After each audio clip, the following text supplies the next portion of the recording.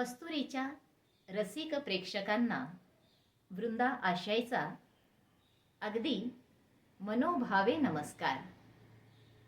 आपल्या सगळ्यांना आजच्या रामनवमीच्या खूप खूप शुभेच्छा.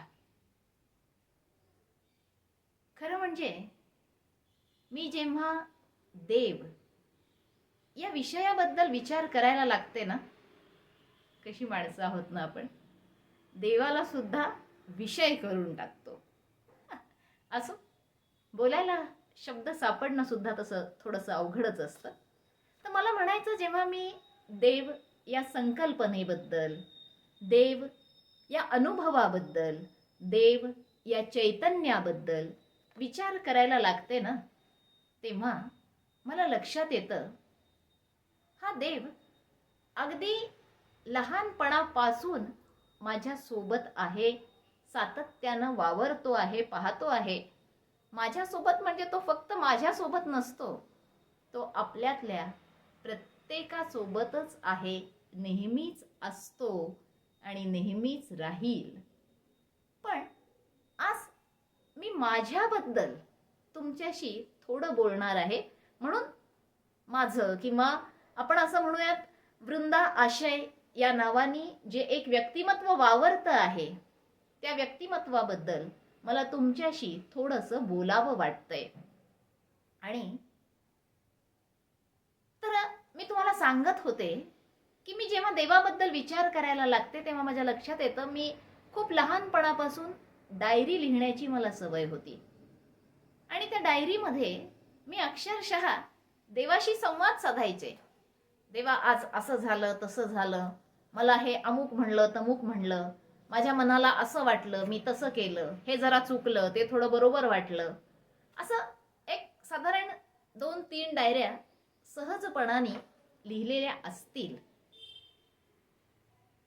पुढे जीवनाची व्यस्तता जशी वाढत गेली, तशा या व्यस्ततेमध्ये हे डायरी लिखाण आपसुकच सुटलं. जीवनाची धावपळ सुरू होती. आला दिवस पुढे रेटायचा, घाई गर्दीमध्ये जगायचा, असं काहीसं आयुष्य सुरू होतं. आणि हे आयुष्य सुरू असतानाच कधीतरी आपल्याला कंटाळा यायला लागतो, म्हणून आपण फिरायला जातो, वेगवेगळी ठिकाणं पाहतो. पण आपल्या आयुष्यामध्ये काही टर्निंग पॉइंट असे येत असतात की जे वळण आपल्याला असं काही वळवतं की आपल्या आयुष्याची दिशाच बदलून जाते. माझ्या आयुष्यातलं असं पहिलं वळण म्हणजे मी 12वी मध्ये असताना पॉंडिचेरी आश्रमामध्ये, म्हणजे पॉंडिचेरी या शहरामधील श्री अरविंद आश्रमामध्ये शिबिरासाठी गेले होते. तो काळ, त्या काळाने मला एक 10 दिवसांच्या शिबिरामध्ये वेगळ्या अशा आयुष्याची ओळख करून दिली, ओढ लावली. आणि काही वर्ष आम्ही त्या पद्धतीने काम करत गेलो, जगत गेलो. पण कालांतराने जसं हे धावपळीचं आयुष्य म्हणलं, त्याच्यामध्ये माताजी आणि श्री अरविंद हे सुद्धा मागे पडले, किंवा कुठेतरी मनामध्ये गृहीत धरले गेले. हो, ते आपल्यासोबत आहेत. पण दैनंदिन जीवनात आपण जशी एकमेकांची दखल घेतो, तशी विद्यार्थी दशेमध्ये जी त्यांच्याशी दखल घेणं चालू होतं, संवाद चालू होता, तो मात्र कुठेतरी खुंटलेला होता. काळाने तो संवाद मला पुन्हा एकदा मागील पानावरून पुढे सुरू या पद्धतीनं करण्याची संधी दिली. आणि त्या संधीचं फलित म्हणून आज मी आपल्या समोर उभी आहे. खरं म्हणजे कस्तुरीच्या माध्यमातून काय, ज्ञानोत्सवच्या माध्यमातून काय, मी तुम्हाला सातत्यानं भेटतच असते. म्हणजे अगदी अगं बाई पुरे आता असं अनेकांना म्हणावं लागावं इतकी भेटत असते. तुम्ही मला भेटता की नाही, बात अलविदा. मला भेटायचं सुख मिळतं एवढं मात्र निश्चित. आणि जेव्हा जेव्हा उत्कटतेनं लिहावं वाटलं, बोलावं वाटलं, तेव्हा तेव्हा मी तुमच्यापर्यंत पोहोचले. माझं मन म्हणलं चल की मी निघायचे. मी कधीही कुणाचंही फारसं ऐकण्याच्या किंवा ऐकून घेण्याच्या मानसिकतेमध्ये नव्हते. ही वस्तुस्थिती आहे. आज दुपारी जेवता जेवता सहज मला एक कविता अशी सुचत गेली. म्हणजे इतके शब्द झर झर झर झर येत गेले की मलाच माझं आश्चर्य वाटलं. मी त्या कवितेला शीर्षक दिलेलं होतं माझा उन्हाशी संवाद. पण जेवण होऊन ती कागदावर उतरवेपर्यंत माझा उन्हाशी संवाद हे जे शीर्षक आहे ना, हे शीर्षक आणि केवळ शीर्षकच नाही तर कवितेचं स्वरूप सुद्धा पूर्णपणे बदललं गेलं आणि तिथे आपसूक लिहिलं गेलं माझा माझ्याशी संवाद. आता हा माझा माझ्याशी काय संवाद आहे मला तुम्हाला सांगायला फार बरं वाटतं. आपल्या सबंध भारताचं जे आराध्य दैवत आहे ते श्रीराम आणि श्रीकृष्ण हे माझं भाव संवेदन आहे. आणि या भाव संवेदनानं मला फार जोपासलं, जोजावलं, सांभाळलं. आणि ते माझं भाव संवेदन मला आता सांगत आहे, बाई ग जरा थांब.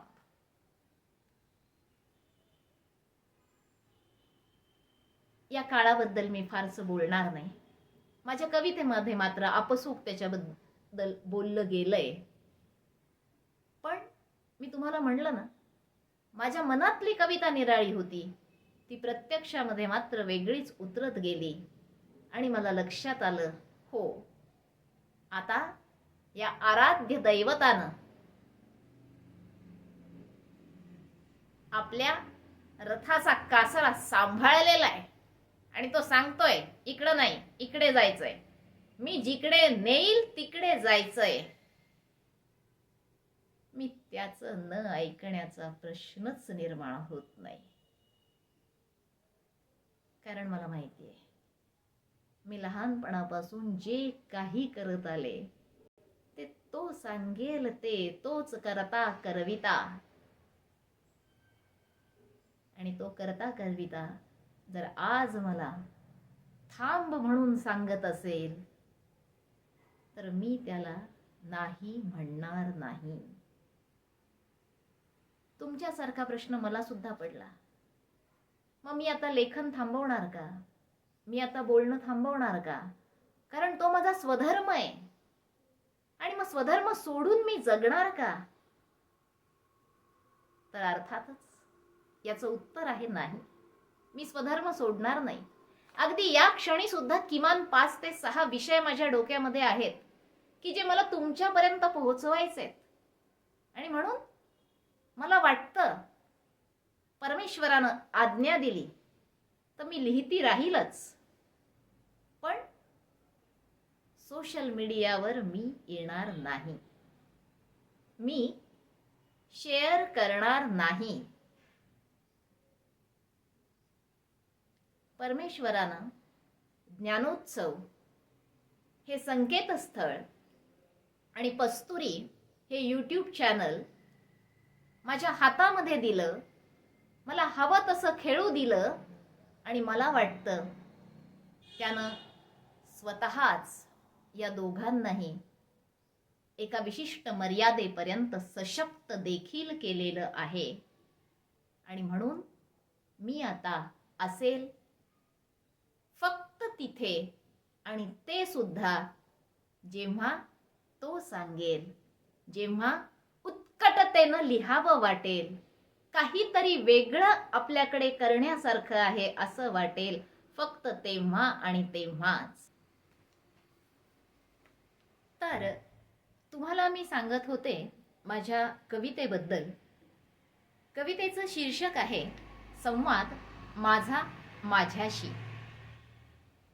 मी उन्हाला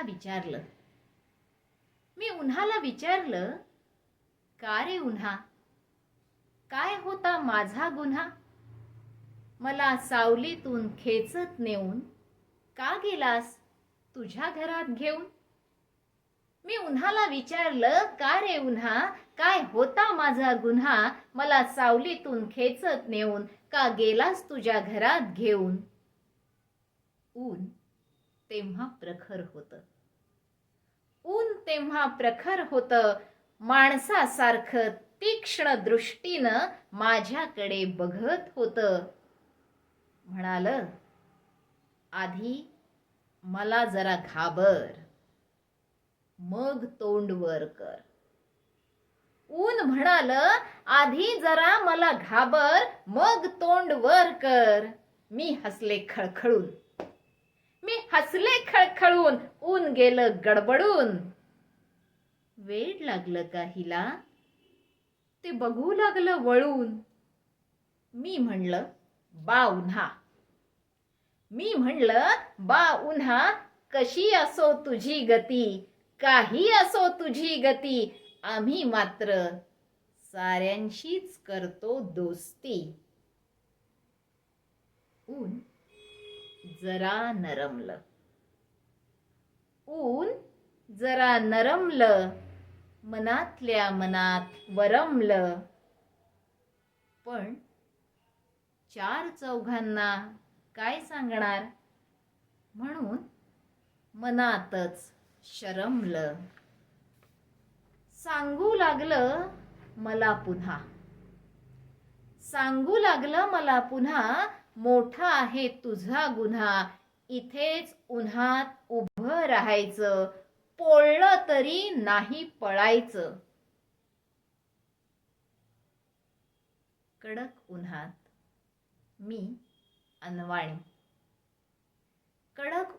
मी अनवाणी, का मला बघत नाही कोणी?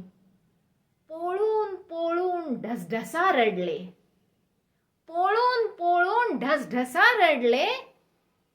अन मीच माझ्या प्रेमात पडले.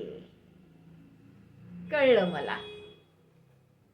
मला आपलं बाहेर नाही कोणी.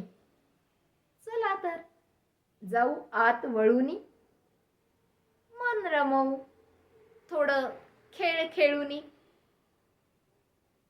त्या खेळात मी अशी रमले, मला माझ्या सवेच करमले.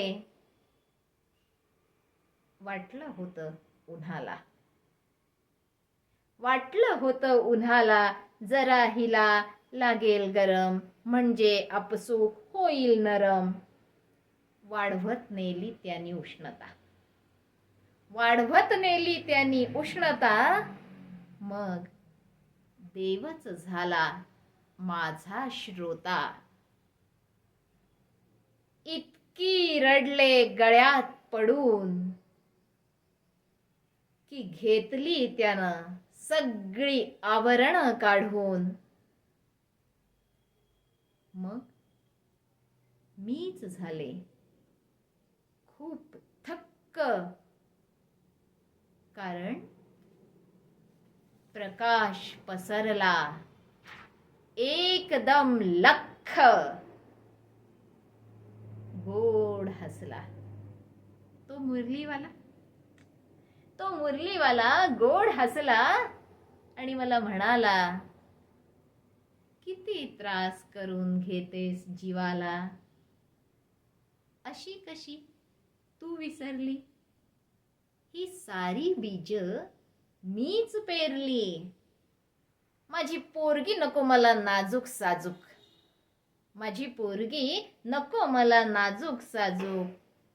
पण मी दिलेल्या बासरीचा काग केला चाबूक. माझंही मन कळवळलं.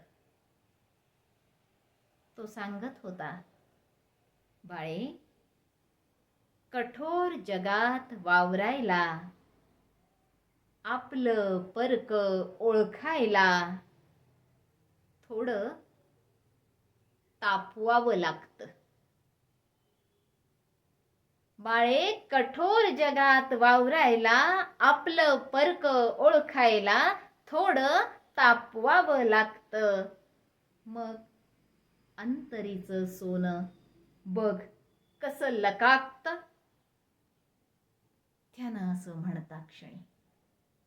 त्यानं असं म्हणता क्षणी आनंद पसरला माझ्या मनी. हसून बघत तो एवढंच म्हणाला.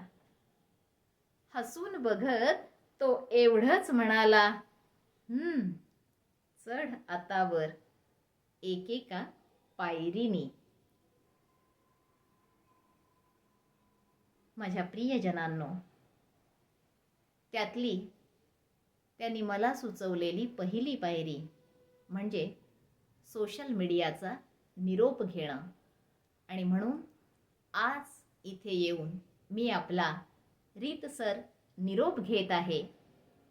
आपण भेटत राहू पस्तुरी आणि ज्ञानोत्सववर. तुम्ही कधीही येऊ शकता. तुमचं मनपूर्वक स्वागत आहे. मी मात्र इथेच थांबणार आणि जेव्हा